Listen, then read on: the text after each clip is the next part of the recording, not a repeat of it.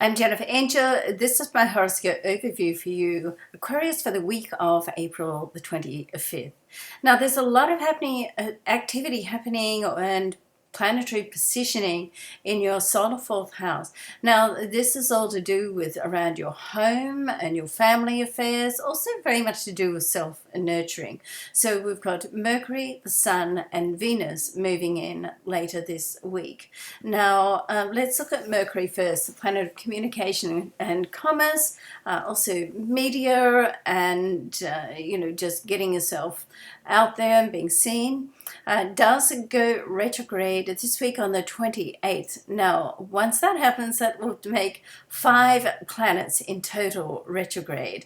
The other ones, Pluto went retrograde last week in the sign before you, Mars and Saturn retrograde in your area of social and friendships, and Jupiter also retrograde. So that's an indication that during May, things are going to slow down a little bit. You'll be focusing on your friends. Don't be surprised if you move away from some. I mean, sometimes it's not about whether you have a bust up or anything. It can simply mean that you've just come to a crossroads and you're walking in different directions. So if you feel you're at that point, then wish them well and move on.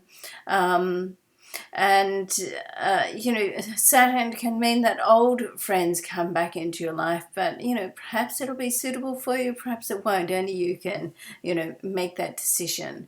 And if you've got some friends or people around you that perhaps are not the best energy for you, and you see a repeat pattern re-emerging, then you want to recognize that and do something about it. Now, of course, with Mercury going retrograde, then this week particularly, when a planet goes into a retrograde transit, it's always like that time, immediate time before and after. Technically, with Mercury, it's a week before and after. In my mind, it's the 2-3 days, which really, can be the most disruptive. Misunderstandings can happen. This is around your home and family. So if you've got anything to lock down, or some situations where you need to have, a direct, candid chat with someone that's going to be perhaps a little bit awkward, you want to get that over and done with early in the week, if possible, okay? Otherwise, if you can, leave it until next week, because once we get through that period, which is called the storm, incidentally, then starts to straighten out a little bit and even out, even though it's still a retrograde energy. Now, the Sun in this area, we do have the Sun in a favorable aspect at the end of the week, over the weekend, with Neptune. Now, Neptune sits in your solar second house, very much to do with money, possessions. With the Sun, I like this because I think the Sun helps to ground it, particularly as the Sun's in the sign of Taurus, an earth sign.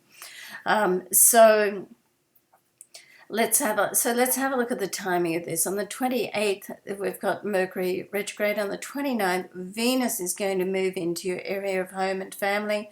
This is to do with relationships and money. And then on the 1st, so getting towards the end of the weekend, and I could have the dates a little bit out here because I'm looking at the for USA, because I'm looking at Greenwich time. But it could be that not that far out. Okay.